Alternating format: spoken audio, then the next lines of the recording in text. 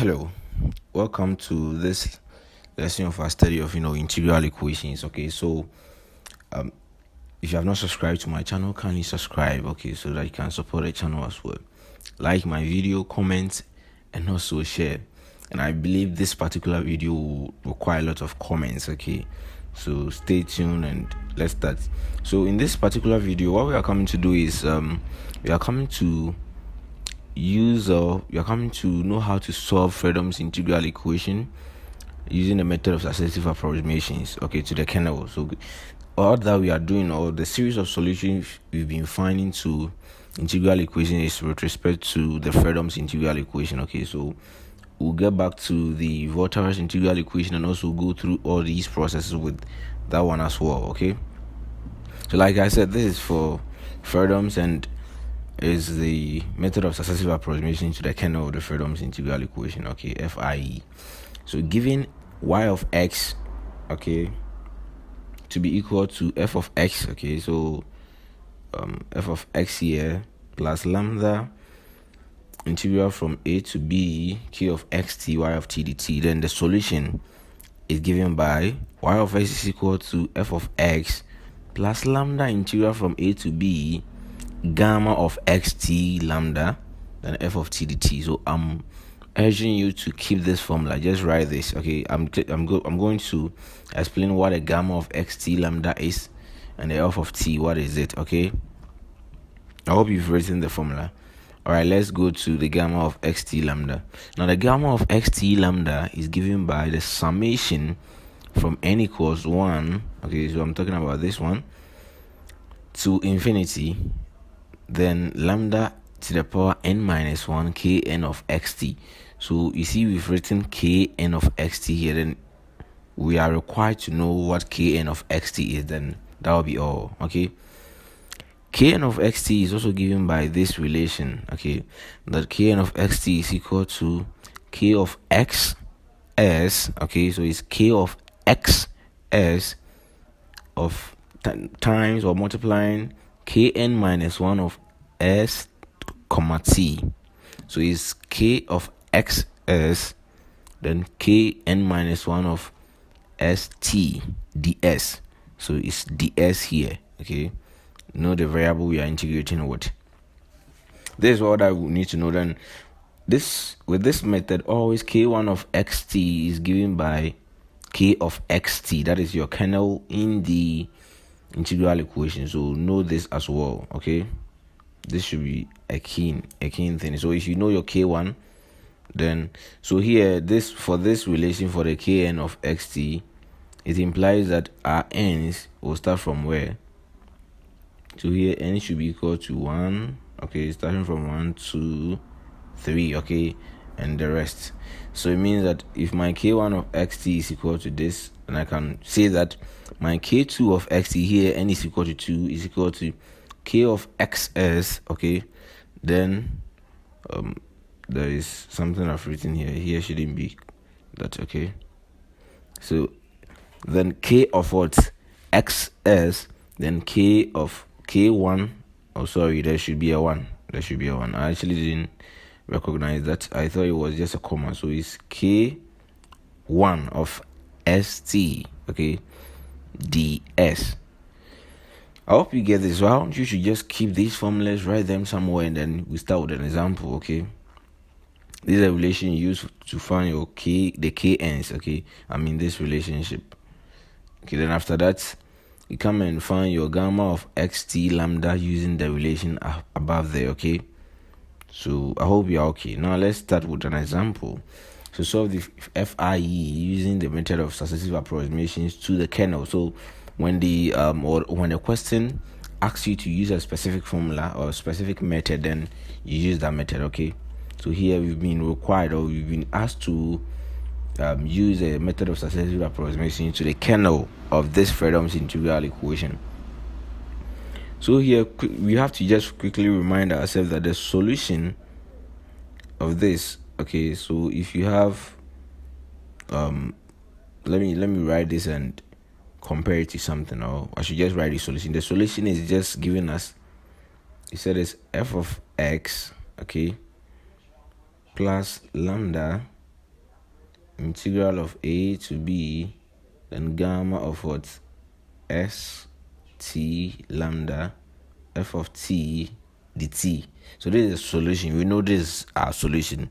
Now problem here is to go and find gamma of xt lambda. Okay, now comparing this to y of x to be equal to f of x plus lambda integral a to b k of xt y of t dt. Okay, comparing the main question, this one, with this general form of a Fredholm's integral equation, then it means that my f of x, okay, so let me write it here.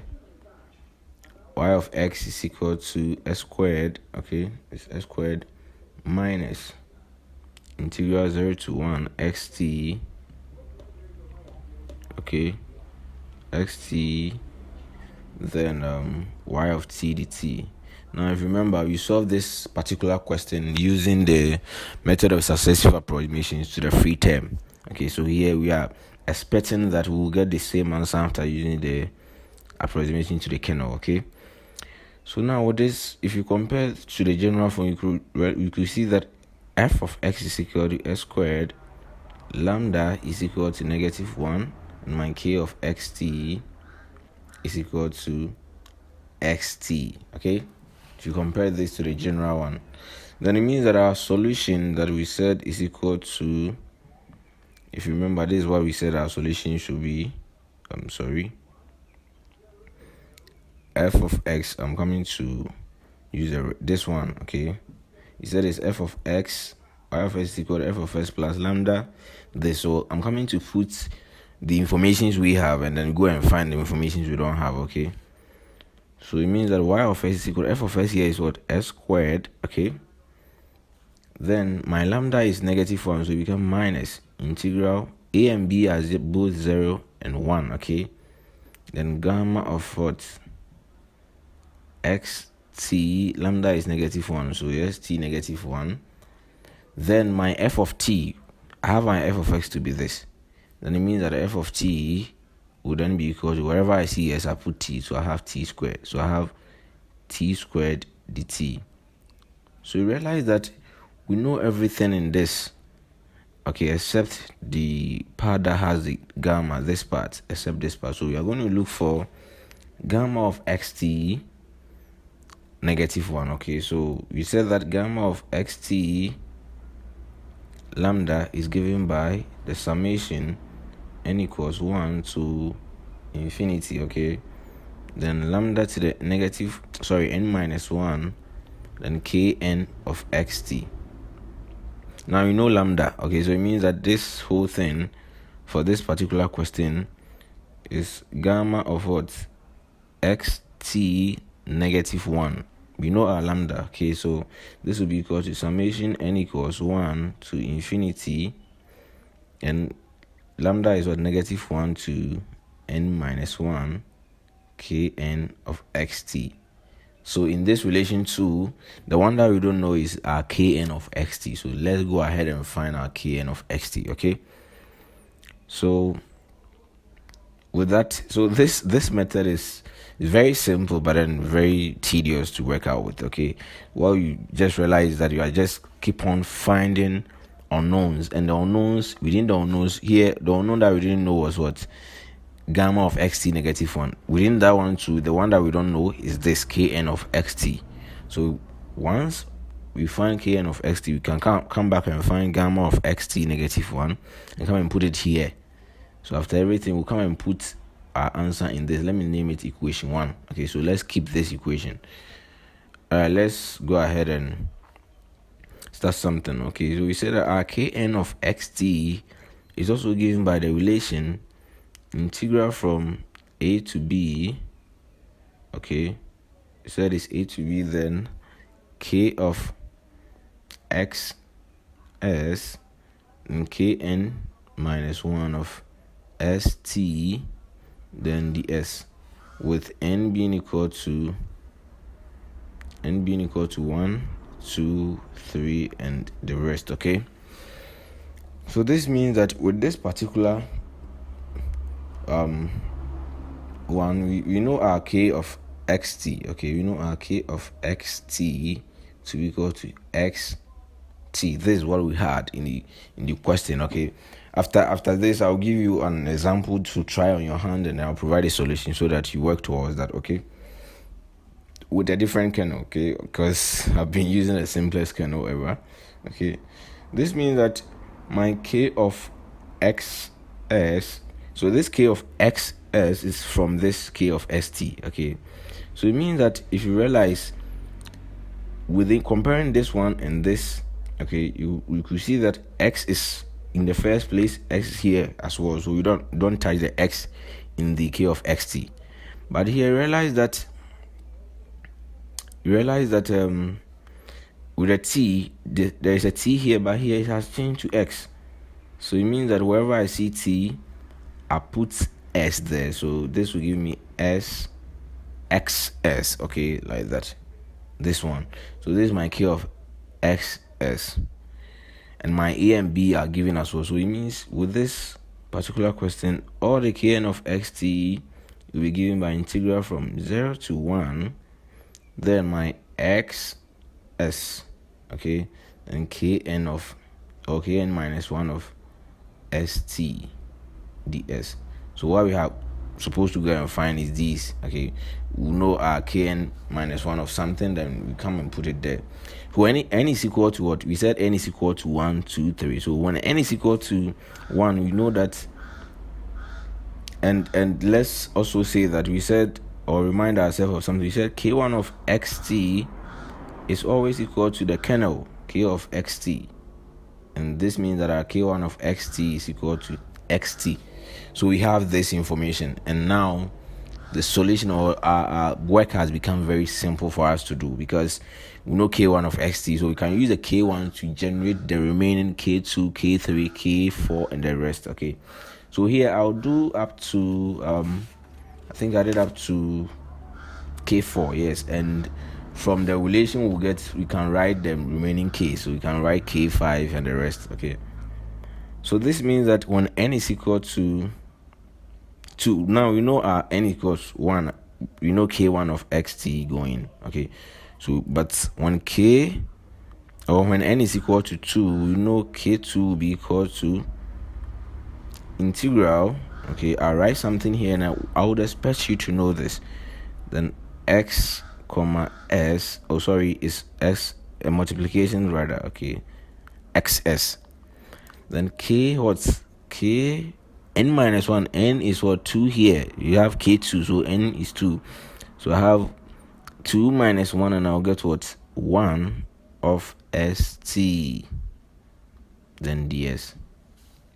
So what I have to do is come and find k1 of st, and then come and put it here, simplify it, and I'm done for k2. Okay, but you know that our k1 of xt is given by the normal kernel xt. This means that our k1 of st will be equal to, wherever I see x, I put s there. Okay, and then maintain the t. So I have st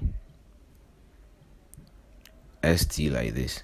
So it means my k2 is now easy to calculate. Integral from 0 to 1, then x, k of xs gave us what? S multiplying k1 of st, which is st ds. Now this will be equal to integral from 0 to 1 xt s squared ds. Okay, now realize that xt here is a constant. Okay, so I have xt integral from 0 to 1 s squared ds. Okay, this means that my k2 of xt is equal to xt into 1 over 3 s cubed from 0 to 1. Okay, when I put it there, I'll get xt into 1 over 3. So this means that my k2 of xt, okay, is equal to xt over 3. So this is very simple, right? I know my k2 of xt, so it means that my k3 of xt can also be calculated. So k3 of xt is equal to integral from 0 to 1. Okay, we know our k of x is always x s multiplying k2 of st. So once you know this, then the rest will be very simple. So k2 of let me write xt was given as xt over 3. This implies that k2 of st is now equal to, wherever I see x, I change it to s. Okay, so I have st over 3. Come and put this here, and then my k3 of xt would then be equal to integral from 0 to 1. Okay, then I do this and I have what xs, put it in here, I have xt over 3 ds. Now this will simplify to xt integral from 0, or xt over 3 integral from 0 to 1, then s squared ds. I expect you to understand this simplification I've done here. Now if you continue and integrate, get xt over 3 1 over 3 s cubed from 0 to 1. Okay, so you know that our k3 of xt here is now equal to what? When I put in 0 and 1 here, I'll simplify everything and then write xt over 9. Okay, I hope you get this, because when you put in 0 here in place of s here, you get 0. So that part is not tight. But when you put the upper limit, which is 1, I'll get 1 over 3. So 1 over 3 times everything, I'll get xt over 9. Now moving forward, our k4 of xt, let's do that one and then you write the next one, just you looking at what we have. Okay, now this is equal to integral from 0 to 1 xs multiplying k3 of st ds. Now I realize that k3 of xt is given by xt over 9, right? That is my k3. I hope what I've written is right. Okay, so it means that my k3 of st would then be equal to where is my k3 of xt is equal to st over 9. Okay, so meaning k4 of xt would then be equal to integral from 0 to 1 xs times st over 9 ds, and this is equal to xt over 9 integral from 0 to 1 s, okay, s squared ds. So realize that k4 of xt is now equal to xt over 9 into 1 over 3 s cubed from 0 to 1. And now when I put the limit here, I'll get my k4 of xt, or k4, let me write it for you. k4 of xt to be equal to xt over 27. Okay, so realize that, okay, let me come and write everything and then you understand what I'm trying to do. Now k1 of xt, so let's write our case, is equal to, we had xt, k2 of xt, we had xt over 3, k3 of xt, we had xt over 9. Now k4 of xt, we had xt over what? Over 27. Okay, so realize that all the terms have xt at their numerators, and the denominator is just a multiple of 3. So k1 is just xt over 1. When you multiply 1 by 3, you get xt over 3 for the k2, and then when you multiply the 3 there in the k2 by 3, you get 9. So we get k3 to be this. So I can just look at this and then write the k5 and the rest. So this simply means that my gamma of xt negative 1, which is equal to summation n equals 1 to infinity negative 1 to the power n minus 1, okay, kn of xt here will then be equal to, because I'm coming to just put my kn's there, so when n equals 1, I'll have negative 1 to the power n minus 1, which will be, and here n is 1, so 1 minus 1 will give me 0, and my k1, okay, let me put it k1 because it may not go there, okay, so k1 plus, when n is equal to 2, I have negative 1 to the power 2 k2, okay, plus when n equals 3, I have, so when n is equal to 2, the negative 1 aspect is n minus 1, so I have 1, okay. When n is equal to 3, I have negative 1 to the power 3 minus 1, which will give me 2 k3, and then plus, when n is equal to 4, I have negative 1 to the power 3, okay, k4, then plus, when n equals 5, I have negative 1 to the power 4, k5, plus the rest like that. Okay, so this is my gamma of xt negative 1. This is very simple, right? So let's go ahead and simplify the negative 1 to the power whatever. So xt, then xt negative 1, right? That is my gamma, and it's equal to k1. Okay, when I simplify for the negative 1 powers, k1 minus k2 plus k3 minus k4 plus k5 plus the rest. Okay, the k1s here I've written are the k1 of xt, k2 of xt, and the rest. Okay, so this k1 of xt gave us xt. Now k2 of xt gave us xt over 3. K3 gave us what? Xt over 9. K4 gave us xt over 27. So if I continue, then I'll definitely get plus xt over 81 plus the rest. Okay, now realize that the denominators are just multiples of what? 3. So this one, if I multiply 1 by 3, I'll get this 3. 3 by 3, I'll get 9. 9 by 3, I'll get this. So 3 times this, I'll get the next term. Okay, so the next term will be, or the c term, the k6 will be equal to how do you call it? Xt over 81 times what?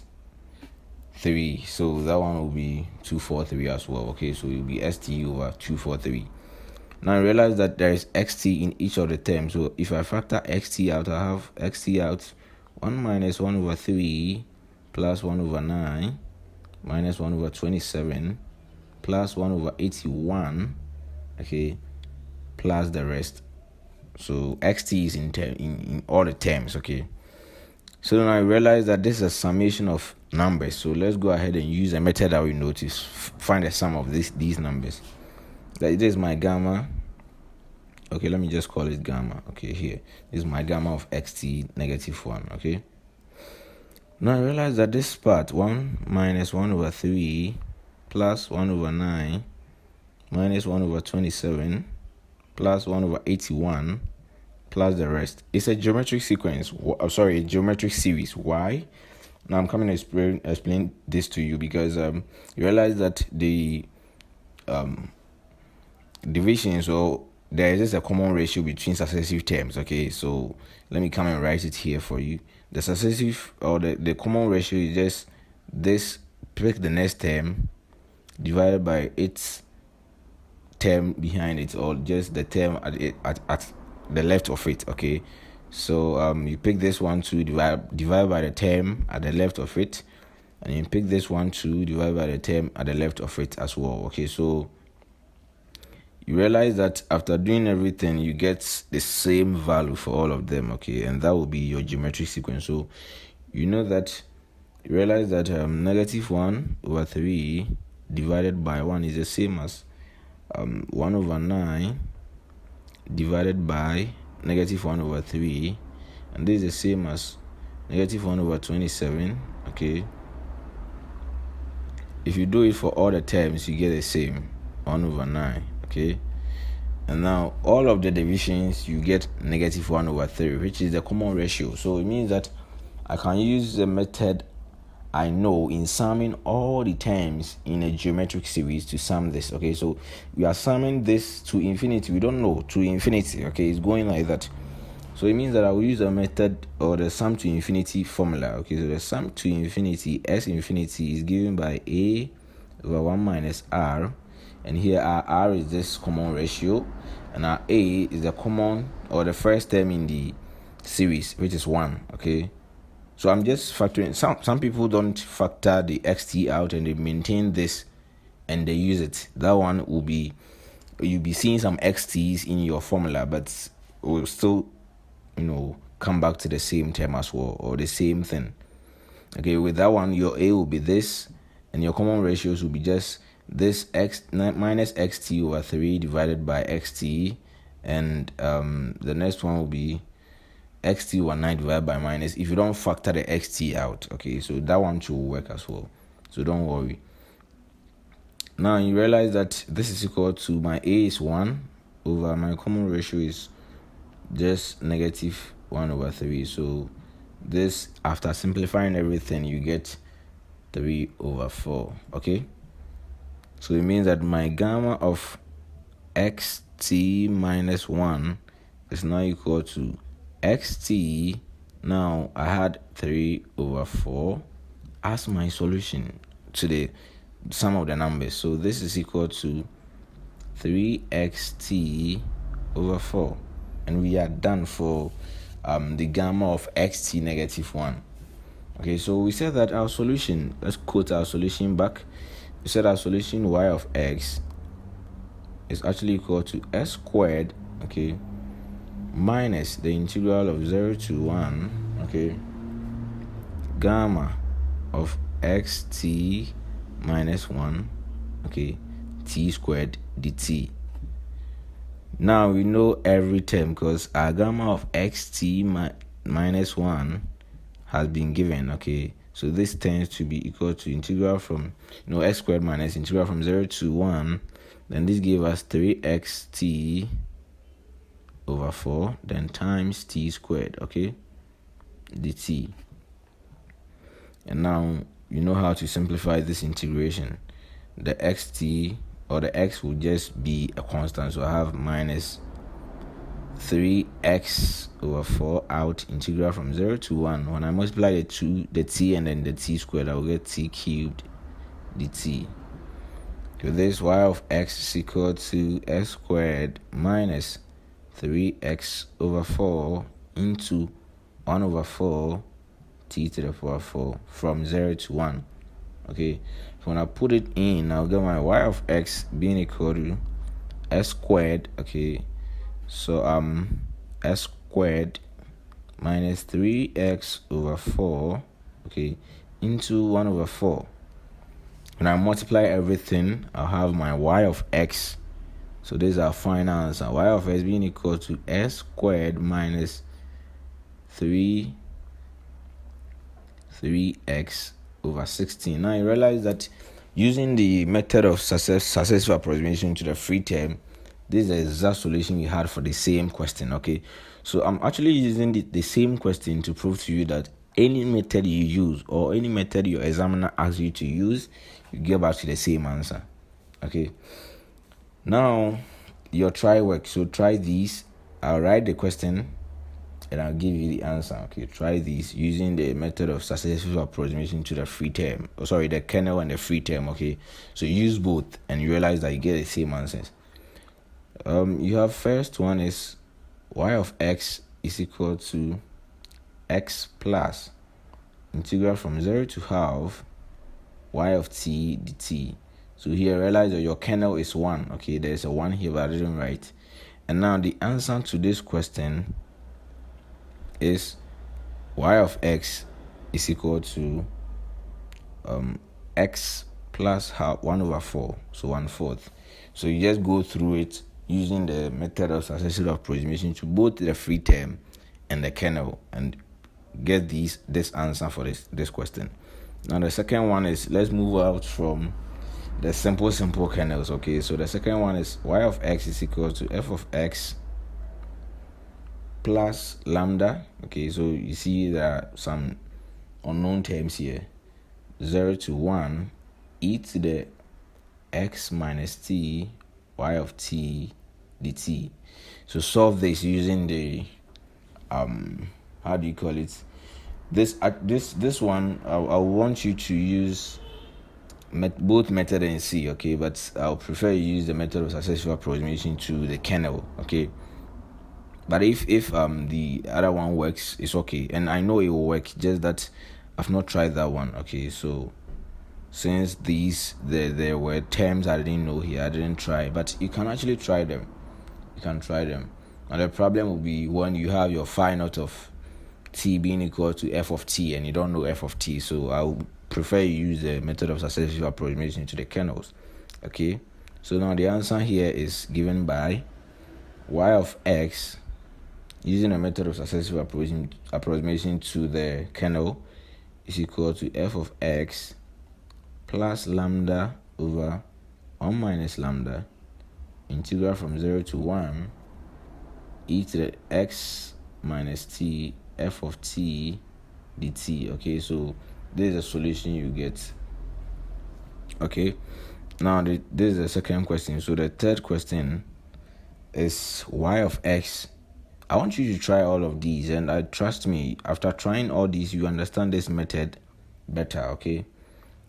1 plus lambda integral from 0 to pi sine of x plus t y of t dt. Now the solution to this is y of x is equal to 1 plus 4 lambda over 4 minus lambda squared pi squared into cos x minus cos squared x, okay, plus pi lambda sine x, okay, sine x. So this is the solution to this. This is the answer to the question 3, okay. Now with the question 3, let me give you a hint. When you're finding the what do you call it, the iterative kernels, the k1, k2, k3, you realize that particularly with the question 3, you realize that kn is always equal to pi over 2, okay. Realize that this is equal to pi over 2 to the power n minus 1 sine of x plus t, where n is odd, okay. So where n is odd, n is equal to 1, 3, 5, 7 and the rest, okay. Now kn will also be equal to pi over 2, the same thing, n minus 1, then cos of x minus t, where n is 2, 4, 6, 8. This is what you get. You get something like this, okay, with the so the k1 will just be n minus 1 here we got, and automatically it should be sine of x plus t, which is the kernel given in the question, and this is right, okay. Now you go to k3 or the k2, and the k2 will be this, using this relation for the cos. So it will be pi over 2 cos of x minus t. Then the k3, you come back and use this relation, n minus 3, so 3 minus 1, and that will be pi over 2 squared, okay. And then k4 will be pi over 2 cube cos of this, okay. So you realize that this will be the solutions, okay, for the case, and you come back and sum them. When you are summing them, there are some factorizations you do, okay. Realize that after factoring sine of x plus t and plus pi over 2 cos of, or lambda pi over 2 or something like that. So lambda pi over 2 here too, I think you guess lambda or something, okay, cos of x minus t, you get some summations of some things, okay. So pi, I think pi over 2 plus pi over 2 or square or something like that. So I'm just giving you a hint about question 3, okay. So it's something like that, and after simplifying everything, there's the answer you get. Okay, so try, please. I'm begging you, just try to go through all these, and you get to understand the method I used. Okay, so thank you, and don't forget to subscribe to my channel if you have not subscribed. Please, all the answers, all the questions I've given you, just go through them and comment if you were able to solve it. Now, if you are not able to solve it, you just ask me to provide a solution to you, and trust me, I'll do it for you, especially with the question 3. I know it's some way, but if you're able to do it, that is a thumbs up to you. You just tell me you're able to do it. If you're not able to do it, just tell me and I'll solve it for you. Okay, so see you next time.